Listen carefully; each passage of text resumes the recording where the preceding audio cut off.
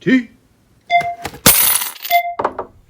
Hello, silver fans. This is T, and this is the place to be for silver education, acquisition, and entertainment. And hey, the place to be is back in the old silver cave with a little video here to talk a little bit about my stacking philosophy and an opportunity to show off some of my recent purchases. And I've had a trickle of silver coming in the door, and I just kind of wanted to show off a little bit and maybe talk a little bit as I'm doing so about my silver stacking philosophy. I will start with a couple of bars that you may have just seen in my recent video with Rich from the Gold Depot.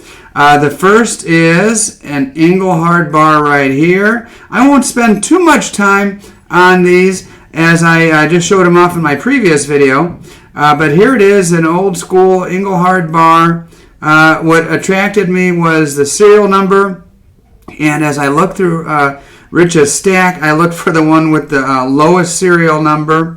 And I've been told by one of my viewers that there's a website I can go to track these and take a look at the history of them. So there's that one. That one has a frosted back. And then there's this one right here. It has, there's the serial number there, 41,801. And what really attracted me about this one was the tone. I'm kind of playing around with some new lighting here. So you tell me whether or not you could see the tone on that. From where I'm at, it's got kind of a greenish hue to it, and that kind of attracted me to it. So there are two old bars to add to the stack, and happy to add those little by little. The stack grows. Now, speaking of that, you won't see me rolling out a tube of 1 ounce gold American Eagles and thousands of dollars at a time out on the old poker table here. I am one of those people. My philosophy is pretty simple. Buy what you can, when you can, and keep it trickling in. That's the key. Don't stop. And there are some people who will tell you the time to buy is when silver price is low, and you should wait till it's low and then buy then. Buy low, sell high. That doesn't really make sense to me, because how do you know when the price is low? Is $26 an ounce low, or is that too high? If you say, okay, well, I'm going to wait till it's low, quote unquote low, and wait till it's $21 an ounce, how do you know this isn't the low time right now if it's at $26 an ounce? How are you smart enough to time that? And with the world as crazy as it is right now, and everything just so unpredictable and volatile, how do you know some major event is not going to happen that shoots silver up to $32 an ounce or $35 an ounce, and it settles down at, say, $31 an ounce? And if you were waiting all that time till it gets down to $21 an ounce, well, you missed your buying opportunities, and especially if it settles higher. This is just a Cuauhtémoc, 5 pesos, 1948. This is the more common year of these. These were only made for 2 years. I did make a video about these, so if you want to learn about the history of the Cuauhtémoc, 5 pesos, please be sure to watch that video. I'll leave it at the end for you to check out. And the converse of that is, well, people say, hey, time it so that you sell when it's high. And you buy low, sell high, sell high. Well, how do you know just because it bumps up to 35? I even saw guys when it was 30 getting all excited and falling all over themselves to sell their silver stacks at like $29 recently. It almost touched 30, or it was just right around 30 a couple months ago. And how do you know it's not going to go up to 32 or 35? For those exact same reasons I mentioned earlier. So that's why, as far as an investor or a stacker, maybe even investor is not the right term. I would say more of a saver. My philosophy is keep it trickling in, and don't try to outsmart the market because so many people have tried and been successful short term, but long term failed when you try to look into that crystal ball and time the market. I prefer just to keep it trickling on in. Here's another one of those 5 pesos. This one's in a little bit better shape than the previous one. And I picked these up on a Facebook auction. And happy to pick these up. These are such a beautiful design. And happy to have these added to my stack. There you go.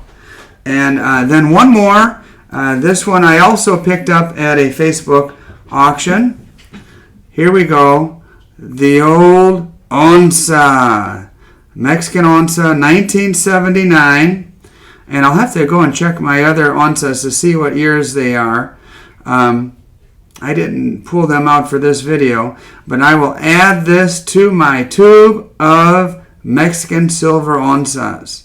There's that screw press right there that they used back in the old days to make coinage. One of my viewers also told me, I'll tell you what, it is so fun to learn from the viewers who comment on my videos. So please, if you haven't done so already, take a moment. Hey, heck, if you want, make a couple comments here and there. I normally do that to a lot of the guys that I watch. I'll make a comment when I first start watching the video, and then later on, I'll make another comment. That helps our channels grow. The YouTube algorithm sees that people are commenting, realizes that there's interest in a video, and helps share that video in front of more eyeballs for more people to see. But anyway, I was learning about these old screw presses from one of my viewers, and he said that these were used in American coinage as well, not just the old Mexican coinage from the Casa de Moneda de Mexico, which dates back all the way to the 1500s, shortly after Spain established itself in Mexico. One of the very first things they did was create a mint. Okay, now that's not all I have to show you. I did get a little bit of mail. Oops. I think I caught it in time. This one is from another YouTuber. His name is Mr. Main Event. He sent it to the old P.O. box, and I am looking forward to seeing what is in here. Mr. Main Event even has a cool stamp with his logo. So if you haven't seen him before, check out Mr. Main Event. Let's see what he's got here for me. All right, let me just open this baby up.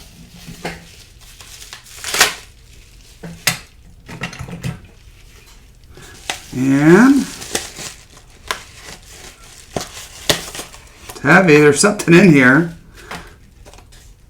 Mr. Main Event, your hero. You know what I'll do, Mr. Main Event? I will leave a link to your channel down in the description so people can check you out, buddy. Oh, wow. Oh.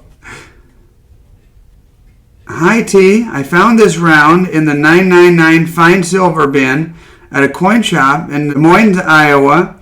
I like the unique design on it, but thought you might like it more since I can't read Spanish. This is one way to keep your stack high and your premiums low. Enjoy. Hey, thanks, Mr. Main Event. I appreciate it very much. Hey, what a great community we have, man. I'll tell you. I've done the same and sent other people stuff just because I dig their stuff, and I appreciate what they do. And that gives us all motivation to keep on doing this, and it's a lot of fun. But let's see what Mr. Main Event sent me. Check it out. Let me see what he said. It was a round, but this looks like another onza. And let's see what we got here. Yeah, una onza. Troy de plata pura. So, Mr. Main Event, thank you, first of all, buddy. Let me translate for you. Una onza, Troy de plata pura. 1 ounce of Troy silver. Plata pura, pure silver. This is, by law, ley means law, 0.925 silver. So this is sterling silver. This is commonly called an onza. So Casa de Moneda de Mexico, 1980. Thank you so much. The Casa de Moneda de Mexico basically is the Mexican mint. So, hey, Mr. Main Event, thank you so much. I encourage you to take a look at, there we go. Take a look at this video right here. This is all about the Mexican onza. And this one right here, this is about the Cuauhtémoc 5 peso. And thanks for watching, everybody. Thanks, Mr. Main Event. Everybody have a great one.